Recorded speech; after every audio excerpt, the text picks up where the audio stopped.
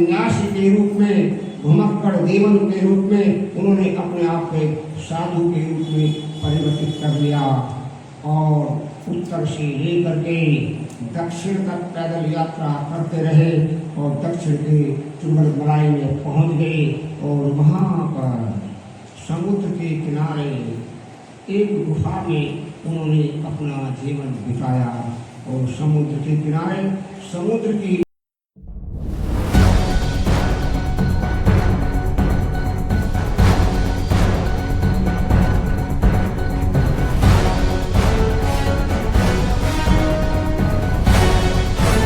कि ऐसा अवसर आएगा और मुझे भारत भूमि में, बुद्ध की भूमि में जाने का अवसर प्राप्त होगा। और उनके प्रशिक्षण के बाद वो भारत आए। दिल्ली, कलकत्ता, दिल्ली, कोलंबो, सिंगापुर, कलकत्ता आदि स्थानों पर उन्होंने अपनी ड्यूटी को निभाने का बखूबी कार्य किया। लेकिन इसी ड्यूटी के दौरान ही जब उनको समय मिला, क्योंकि उन्होंने पहले लंदन के अंदर ही घंटे पर भी थे जो थिटिला से त्रिशौर पंछी ले लिया था और धर्म को सीखने का काम शुरू किया था।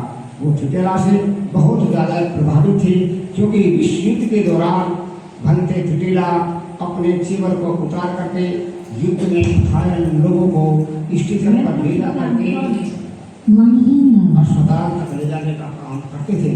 ऐसा भिक्षु का आचरण देख करके उस बालक टेनिस के मन पर अत्यधिक प्रभाव पड़ा कि ऐसे भिक्षु हैं कि ये धर्म के प्रचार प्रसार के साथ साथ घायलों की मानव सेवा किस तरह से कर रहे हैं और अपने जीवन को उतार करके साधारण वस्त्रों को पहन करके वो आम नागरिक की तरह स्टीचर खींच करके जो लोग बिल्डिंगों में दब जाते थे, पत्थरों में दब जाते थे, उनको निकाल करके स्टेशन पर ले जा करके वो अस्पताल में पहुंचाने का काम घंटे वो थिटिला करते थे। उनके इस कार्य से बालक टेनिस के मन पर बहुत बड़ा प्रभाव पड़ा। और जब वो भारत आ जाते हैं तो भारत में आने के से जब वो आते हैं तो यहाँ पर भी उन्होंने आर्मी में रहते हुए भी अपना ध्यान, अपना अध्ययन वो बराबर जारी रहा। यानी कि अपनी सर्विस के साथ साथ भी जो कुछ भी उन्होंने धर्म सीखा था उस धर्म को वो अपने गहराई से आचरण में उतारने का कार्य कर रहे थे और साथ में अपनी सर्विस भी कर रहे थे। और एक समय ऐसा आया जब सेकेंड वर्ल्ड वार समाप्त होने की घोषणा हुई तो उन्होंने निर्णय लिया कि अब मुझे अपने घर लंदन जाना है या भारत में रह करके जो आध्यात्मिक जीवन जीने का मैं प्रयास कर रहा हूँ उस आध्यात्मिक जीवन को आगे बढ़ाने का कार्य मुझे करना चाहिए। और उन्होंने निर्णय लिया कि मैं लंदन नहीं जा करके भारत में रह करके अपने आध्यात्मिक जीवन को आगे बढ़ाऊंगा और धर्म का प्रचार प्रसार करूँगा। उन्होंने अपनी जो आर्मी की ड्रेस थी उन्होंने नौकरी छोड़ दी और आर्मी की ड्रेस उतार करके फेंक दी। जो उनके जूते थे, जो पासपोर्ट थे, सब वो फेंक दिए और एक तपस्वी सन्यासी के रूप में, घुमक्कड़ देवन के रूप में उन्होंने अपने आप को साधु के रूप में परिवर्तित कर लिया और उत्तर से लेकर के दक्षिण तक पैदल यात्रा करते रहे और दक्षिण के चुंबलमलाई में पहुंच गए और वहाँ पर समुद्र के किनारे एक गुफा में उन्होंने अपना जीवन बिताया और समुद्र के किनारे समुद्र की लहरों को देखते हुए वो पालती मार करके ध्यान करते थे। और एक दिन ऐसी रहस्यमयी घटना घटी। बंदे जी लिखते हैं एक दिन ऐसी रहस्यमय घटना घटी। शाम का समय था, सूरज छिप रहा था, लालिमा लिए हुए था और उस लाल अर्ध सूर्य के प्रकाश में जो पानी पे पड़ रहा था, जल पर पड़ रहा था, उसमें से एक आकृति उभर कर आती है और वो आकृति का दाहिना हाथ ऊपर होता है और वो उनको बुद्ध की आकृति उनको दिखाई दी कि जैसे शाम के समय इस शांत जल में बहुत ही सुंदर बुद्ध प्रतिमा उनके सामने दिखाई देती है। वो बड़ा आश्चर्यजनक घटना थी।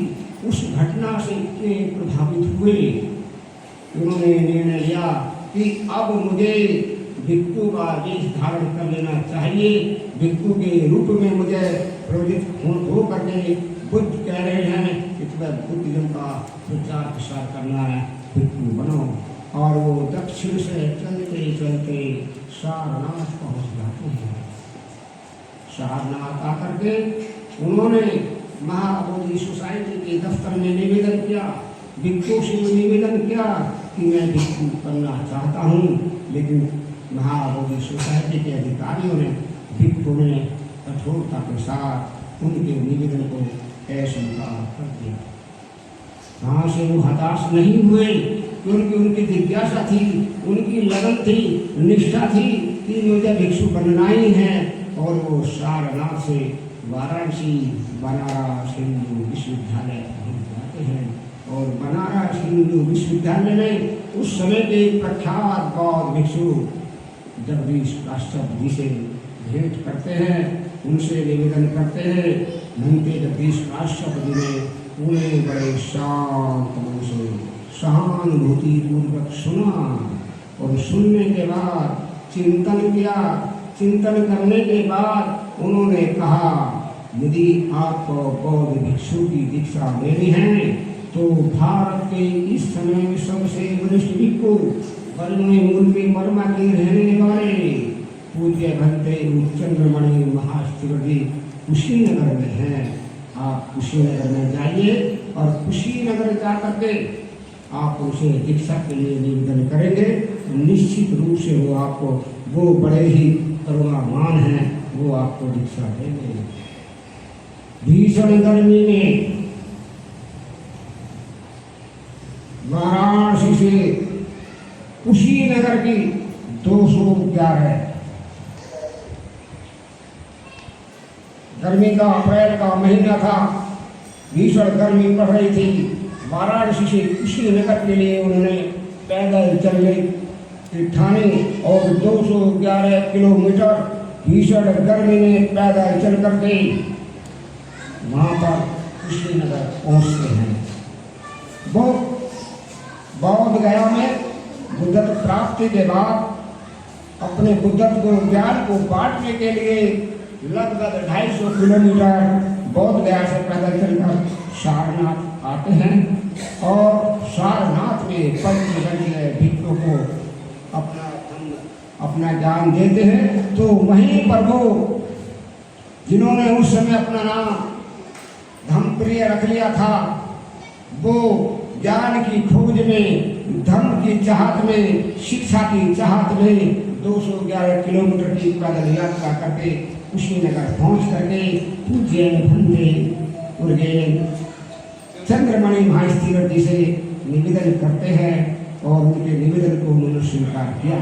उन्होंने कहा, मैं आपको दीक्षा तो दे सकता हूँ, लेकिन मेरे पास शिक्षा का प्रबंध नहीं है। और वहाँ रहने के बाद उनको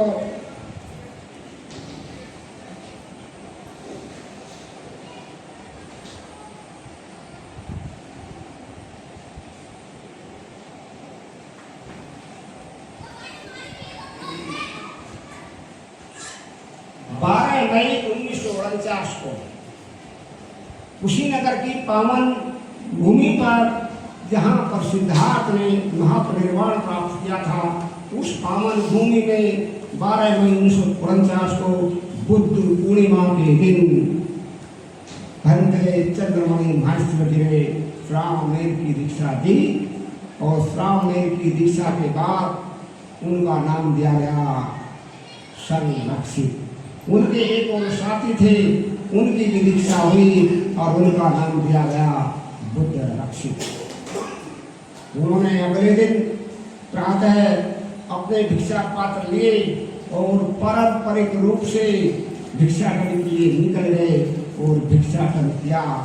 उन्होंने किसी का भी जो निमंत्रण होता है घर पर भोजन का स्वीकार नहीं किया और कभी भी उन्होंने किसी के यहाँ पर घर पर बैठ करके भोजन भी ग्रहण नहीं किया। वहाँ पर कुशीनगर में कुछ दिन रहने के बाद, क्योंकि उनके पास शिक्षा का प्रबंध नहीं था और अब संरक्षित को श्राम में बन चुके थे, धर्म की भूख थी, जिज्ञासा थी कि मुझे धर्म सीखना है और वो धर्म सीखने की चाहत में फिर कुशीनगर से वाराणसी के लिए पैदल चल देते हैं। पैदल आते आते एक बहुत बड़ी महत्वपूर्ण घटना घटती है। उन्हें रास्ते में प्यास लगती है और एक कुएं पर एक महिला पानी भर रही थी। उन दोनों ने संरक्षित बुद्धरक्षित साथ थे, उनसे निवेदन किया कि हमें पानी चाहिए। वो महिला सहम गई। वो देख रही थी कोई साधु हैं, हिंदू साधु हैं। उसने कहा कि मैं चवार जाति से हूँ और मेरे स्पर्श से आप अपवित्र हो जाएंगे। यह आवाज सुनकर बंदे संगे लिखते हैं कि मेरे कानों को विश्वास नहीं हो रहा था कि आज भी जो बुद्ध के समय में था, आज भी ऐसा माहौल है। उन्हें घटना याद आई जब भगवान बुद्ध के परम शिष्य भंते आनंद जा रहे थे तो मातन के नाम की एक महिला ने, जो अछूत महिला थी, उनसे पानी मांगा था और उसने यही कहा था। परिस्थितियाँ वही थी जैसे उसने मना किया था, ऐसी आज भंते जी के सामने परिस्थितियाँ वही थी और उन्होंने भी मना कर दिया। फिर भंते जी इनके संरक्षित कहते हैं कि हमें केवल पानी चाहिए, जाति नहीं। और उस महिला ने फिर खुशी खुशी होकर के उनके जो पात्र थे उस पात्र में जल भर दिया और इस प्रकार फिर वहाँ से वो पैदल चलते हुए, बरसात का मौसम आ गया, बुद्ध रक्षित सीरों वापिस चले गए और भंते संरक्षित वाराणसी बीएचयू में आ जाते हैं। और बीएचयू में आकर के फिर उन्होंने जगदीश काश्यप जी से निवेदन किया कि मैं पाली सीखना चाहता हूँ, मैं बुद्धिज्म सीखना चाहता हूँ, मैं धर्म सीखना चाहता हूँ। जगदीश काश्यप जी ने कहा मैं आपको पाली और धर्म सिखा तो दूंगा, लेकिन मेरे पास रहने की जगह नहीं है। मेरे कमरे में एक चारपाई है, यदि आप नीचे फर्श पर लेट कर सोना पसंद करते हैं तो मेरे पास रुक सकते हैं। क्योंकि उनकी जो जिज्ञासा थी वो प्रबल थी, वो किसी भी सूरत में, किसी भी हालात में पाली और बुद्धिज्म सीखना चाहते थे और उन्होंने उनकी शर्त को मान करके वहीं पर रहना शुरू किया। जगदीश काश्यप जी के साथ रह करके संगत जी ने पाली बुद्धिज्म